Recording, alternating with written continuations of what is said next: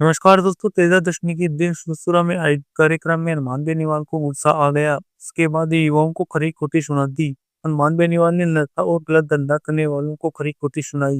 उन्होंने कहा कि मेरी 28 तक की आखिरी लड़ाई है, उसके बाद मैं अपने इस हाथ पे रहूंगा। तो आइए आपको सुनाते हैं क्या कुछ कहा। आज मैं आपको बता दूं कि जिस तरह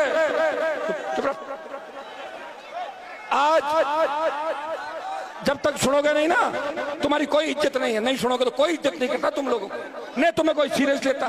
तुम्हारे नेताओं की औकात देखो ना। धनखड़ साहब को हटा दिया, बोल नहीं रहा क्यों हटाया? बोला क्या? नहीं बोलेंगे भाई, डरे हुए लोग हैं, डरे हुए और मरे हुए लोग हैं। इसलिए डरे हुए मरे हुए लोगों को जगाना कौन जगाएगा?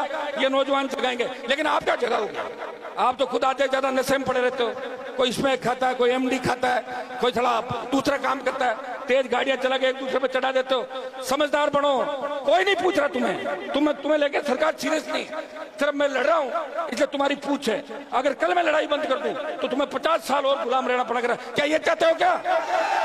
तो चुपचाप सुनो मेरी बातें, बकवास मत करो बीच में। शर्म आती नहीं तुम लोगों को? क्या हो जाएगा? कोई नारों से कोई सरकार बदली है क्या? वोट डालना सीखो, इंतजार करना सीखो और अपने नेताओं का सम्मान करना सीखो। जिस तरह घूम रहे हो, धक्के मार रहे हो, क्या कभी नेता नहीं देखा क्या? ये हेलीकॉप्टर नहीं देखा तुमने? नहीं देखा ना? हाँ तो बोलो देखा है। पहले भी लाया था और लाऊंगा। चाहे उधार लेके जमीनें बेचनी पड़ जाए, तुम्हारा सम्मान बढ़ाऊंगा। लेकिन तुम अपने आप को काबिल बनाओ कि सम्मान के काबिल हो। जिनके लड़ता हूँ वही मर जाता है, जिसको लाता हूँ वो बिक जाता है, जिसको मनाता हूँ नेता वो बिक जाता है, वो भाग जाता है, वो जाता है और कांग्रेस बीजेपी में जाके उनके पैर छूते जाके। तो भाई ये व्यवस्था है और हमें 22% आबादी को राजस्थान में बताना है कि शेड्यूल कास्ट के भाइयों को साथ लेके हम राजस्थान की सत्ता पे कब्जा करेंगे। और इसमें सबसे बड़ी भूमिका राजस्थान के नौजवान की होगी, किसान के बेटों की होगी।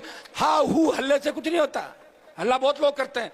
ये तो अगर देश की राजधानी मुंबई होती तो जाट समाज को कोई नहीं पूछता। मराठे पीटते तुम्हें वहां पे मुंबई में, पता पटक पटक के। ये तो दिल्ली आप है और दिल्ली के चारों तरफ अपना है, इसलिए अपनी इज्जत है वो भी थोड़ी बहुत समझ में आ गई ना। कोई कैबिनेट मंत्री नहीं तुम्हारा। बीजेपी वाले तुम्हें कुछ नहीं मानते और इन्हें कांग्रेस मानती। कर्नल सोनाराम की लाश को मोर्चरी में डाला, सतपाल मलिक को सम्मान नहीं दिया और धनखड़ को किस तरह भगाया, दूध में जब मक्खी को फेंकते हैं। तुम्हें कोई सीरियस नहीं लेता क्योंकि तुम अभी समझदार नहीं हो और समझदार होने में समय लगेगा। मैं भी 28 तक ही लड़ूंगा। 28 के बाद अगर तुमने सफलता नहीं दी तो मैं भी दूसरे रंग में रहूंगा। मेरी जिंदगी खराब करने के लिए पैदा नहीं हुआ, मेरी जिंदगी खराब कर दूं और तुम्हें तैयार करूं और तुम दूसरे दलों के अंदर भाग जाओ। मैं धंधा नहीं कर रहा हूं। आज तेजाजी महाराज का सुरसुरा का कार्यक्रम है, यहाँ बलिदान था, इसलिए मैं आपके बीच आया हूं। और पिछली बार मैं जब आया था उससे 10 गुना जोश आपके अंदर है, लेकिन जोश में होश रखना है। समझ में आ गई? होश इतना रखना है कि जैसे मैं निकलूं साइडों में हो जाओ, अंदर पड़ते हो लग जाएगी और ऐसा लगता है कि मैं सबसे मिल नहीं पा रहा हूँ। मेरी खुद की यूं लगता है मुझे, क्या हो गया इन बच्चों के, क्यों ऐसे टूट रहे हो? क्या देखा नहीं क्या मुझे? हमेशा बीच में तो रहता हूँ आपके। तुम तो ऐसे भागते हो जैसे कोई फिल्म में हीरोइन आ गई उसको पकड़ ले, ऐसे भागते हो। मैं तो तुम्हारा भाई हूँ, तुम्हारे बीच ही रहता हूँ।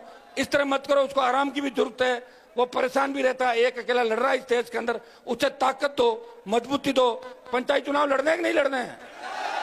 कोई दम है क्या? सीटें जीतोगे, खुश करोगे? अभी तो फूसी करता है मुझे, इसलिए बात कर लेंगे।